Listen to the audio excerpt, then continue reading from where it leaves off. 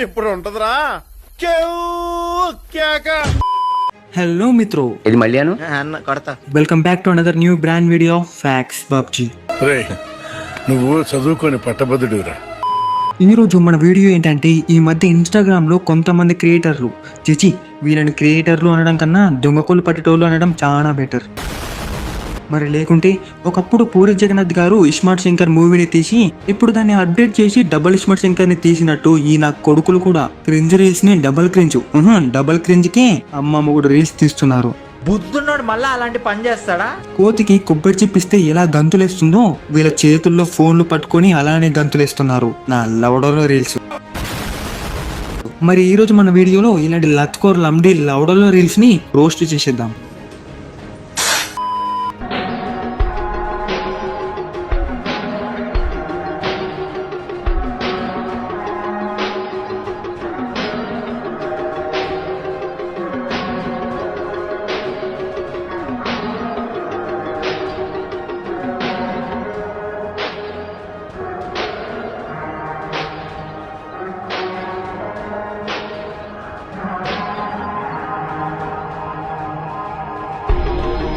ఈ రీల్ చూశాక నాకు ఈయన గుర్తొచ్చాడు భయ్యా.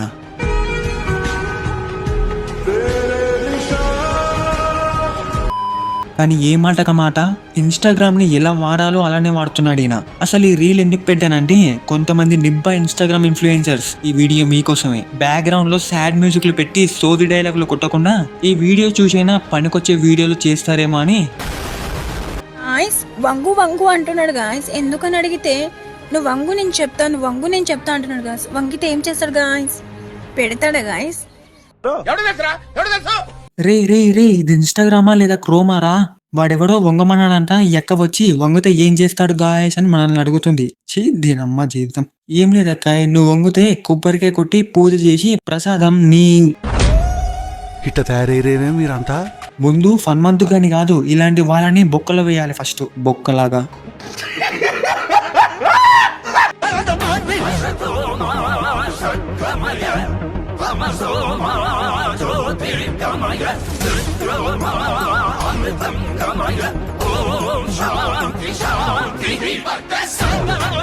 వచ్చిందండి వయ్యారి.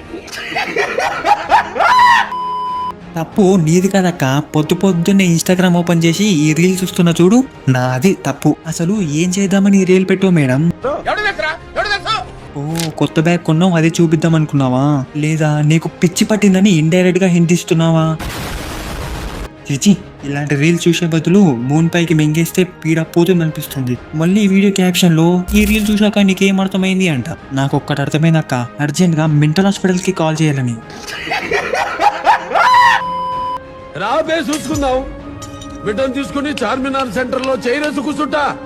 పంపు. ఎంతమందిని పంపుతావు? ఒక్కొక్కరిని పైనుంచి కింద దాకా కీమా కొట్టి ఖీర్ తాగిపోతా. ఆడ పేగులు తీసి బోటి కొట్టి కోటిలో. ఓరి నీ దుంపలు దిగా. ఈ రీల్ గాని బాలయ్య చూస్తే, అంకుల్ గుర్తుపెట్టుకో, నువ్వు పగలగొట్టిన ప్లాస్టిక్ గ్లాస్ ని నీ నోట్లో కొక్కుతాడు. అయిపోయింది, బతికి అయిపోయింది. నీ కొత్త చెక్కేస్తారులే ఈ రోజంతా. ఈ డైలాగు బాలయ్య చెప్తే అందరూ జై బాలయ్య అంటారు. అదే నువ్వు చెప్తే పోవయ్య అంటారు. ఇది మళ్ళీను. ఈ డైలాగు బాలయ్య చెప్తే ద లెజెండ్ అంటారు. అదే నువ్వు చెప్తే ద ఎండ్ అంటారు.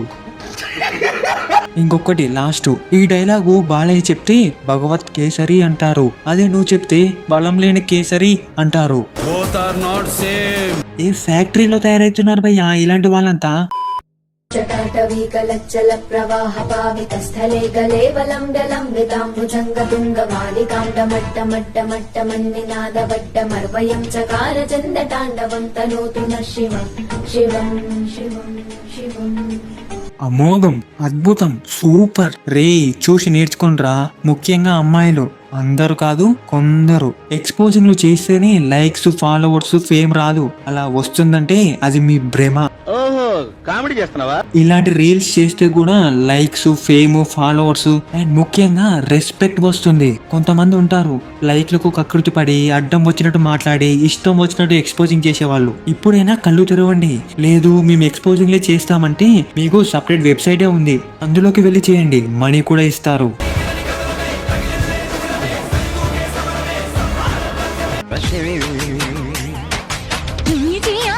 সাধনা প্রেমের বাঁধনে বাঁধনা থাকো না তুমি আমারই পাশে ও থাকো না তুমি আমারই পাশে